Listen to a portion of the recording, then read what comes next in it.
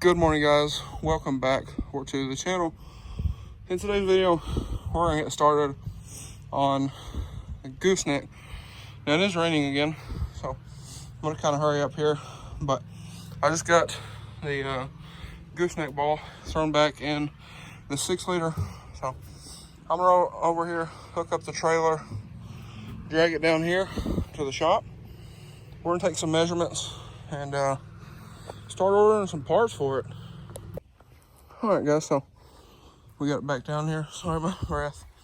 That jack slaughter, that's a lot of work, but I got it all unhooked and everything. Kind of started tearing the floor out, see what we need for axles. I found some message the guy about them. They're brand new, so we're gonna see what he comes up with as far as the dimensions, see if those will work, and also got some ideas what we need for the lights. But we're up here, look at some lights, and I'll update y'all when we get back. All right, guys, so we just got back. We picked up some new lights. I'll show you those here in a second, but I'm working on tearing this old floor off. You can see we done got a good bit, and these are tack welded, so we'll worry about those here in a bit. Or we might just leave them there and board over them. But anyway, we got or I got most of this done. It's just me. So this trailer has these welded in on both sides, as you can see right there. So all I have to do for removing these boards is push one end of them over, and then you can grab them and move them around and whatnot. Here's a bunch of the old ones. This floor was part oak, I believe, and that's the boards that are staying together. So when my grandpa built this, he had a guy rough cut these boards, but we were able to find the exact lights that are in here. We just got to cut these out because they are tack welded in, or welded pretty good, but we have to cut those out. We found the same exact ones with the snap ring lenses, so those are easy to swap bulbs in if you blow out a bulb. I got those for right now. We got to get a plug in for the front to go to the truck, but all the wiring seems to be really good on this trailer, so it should be good for the sides and whatnot. And then eventually we'll put some markers down the side and maybe one of the 3 brake lights in the middle, but we're getting there. So it's luckily it quit raining, so we got that, but we're moving right along. We'll get there. And also we need to get a new pin for this side. You can see there. So we'll get a new pin. We'll probably get one and weld it in, because that one, you can see it's got cotter pins in it. That's all the old one come up missing. So we'll get a new pin, get that welded in, and everything should be good to go. All right, so you can see here, got the whole trailer de-floored, I guess you could say. We did find, or I found, a broken beam here. You can see that weld is broken, so we'll get that welded back in, get that all good to go. But I'm gonna hook the truck back up, pull the trailer forward. We're gonna burn this wood right here in the driveway, so that should be fine. But anyway, I'm gonna hook the truck back up again and pull this trailer up, probably park it right over here in front of the square body, and that's a lot of work, but it'll be worth it, because I'm ready to have a trailer again. So you got this done. Still got to get that diamond plate off, and there's some angle iron welded right there. That's where the floor started, so have to get that off of there and whatnot. It shouldn't be too bad. Cut the welds, you can see They're welded right there and all on every single one of these runners. But this trailer is actually very well built. My grandpa built this trailer in the 80s, 70s, 80s, maybe 90s. It's titled as a 95, but I know he said he had it well before 95. He built it well before 95. But anyway, here we are. So next step after we get this wood burnt will be to cut the diamond plate off and cut those little pieces of angle iron off, get those out of the way, weld that piece right there back on, and we also need to cut those old lights out of there and get the new ones mounted in some way, shape, or form. But I'm gonna go ahead and take a break, have some water and whatnot, and we'll come back to it here in just a bit. I don't know if y'all can tell, my hands are a little shaky, so we'll go in there, get some water. It's not hot today, but it's very humid, so it is what it is. Part of living in Arkansas. But we'll get it all taken care of, and hopefully have this trailer back on the road very soon.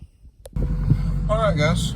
So I was looking on Marketplace, and I actually found some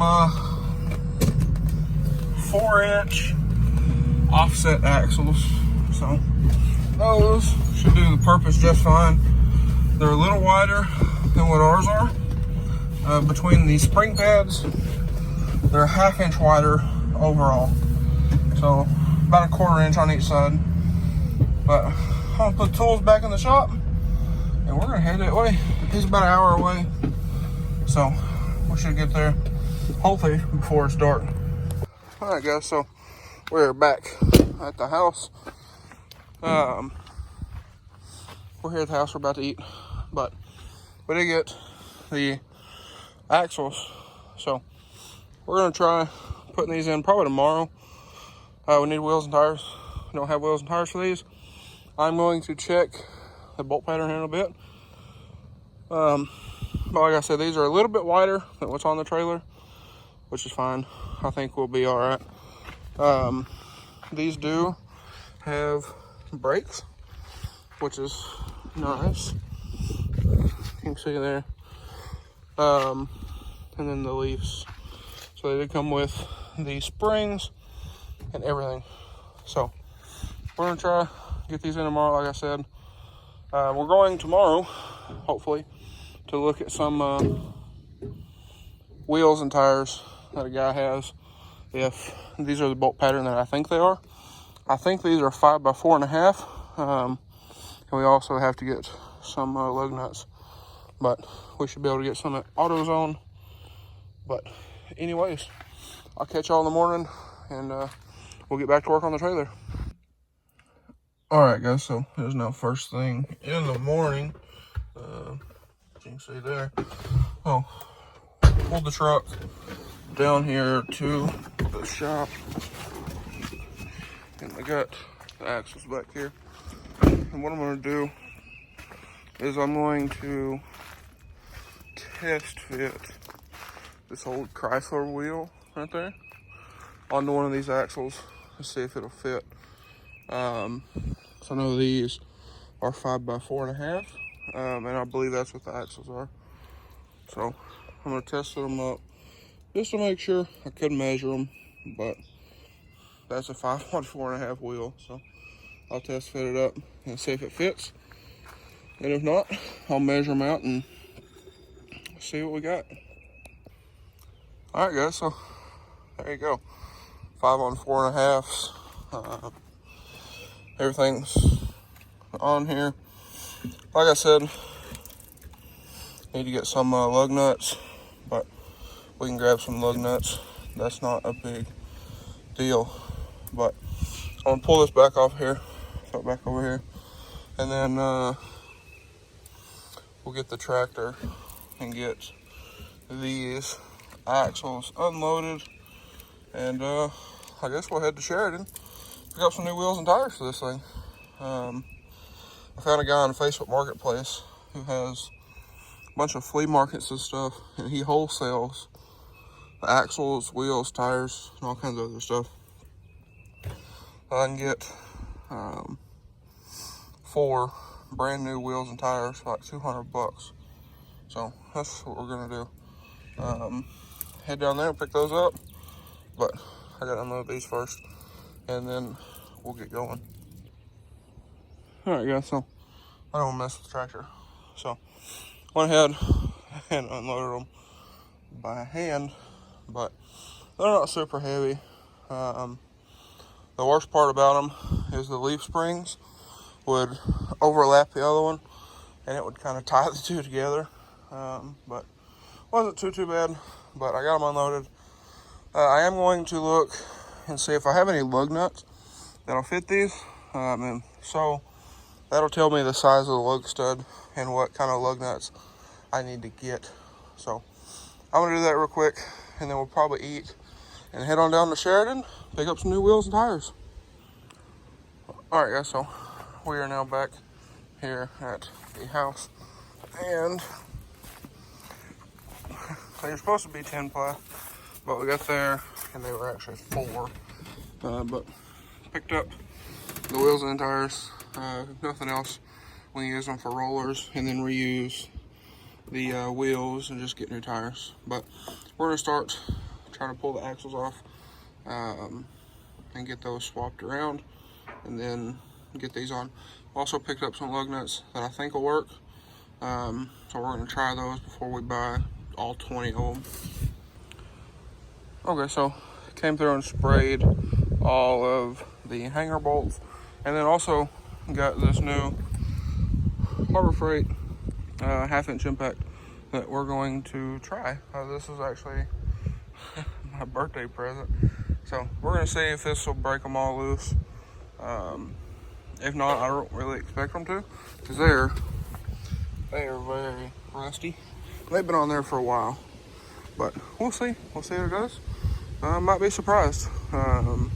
These are actually supposed to have more reverse torque than the Milwaukee's, but we'll just have to see. See how it does, and then see if we can get these old axles off from under here. All right, guys, so I got all that lumber loaded up in the back of the blue truck. Get those loosened up over there, the hangers and whatnot. Now, what we're working on doing is working on getting this metal off. You can see these are welded on these cross pieces. These pieces of angle iron are welded to the steel or the diamond plate, and then the diamond plate's also welded along the back. So I'm gonna take the cutoff wheel here, cut all those the welds and whatnot, and we should be able to get this all off in a couple pieces here pretty quickly. Alrighty, guys, so we got that piece removed. Sorry for the wind noise if y'all are getting that.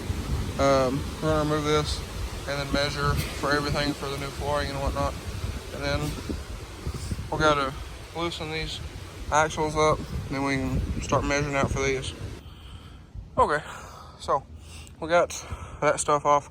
We're also measuring, we want to do some longer ramps.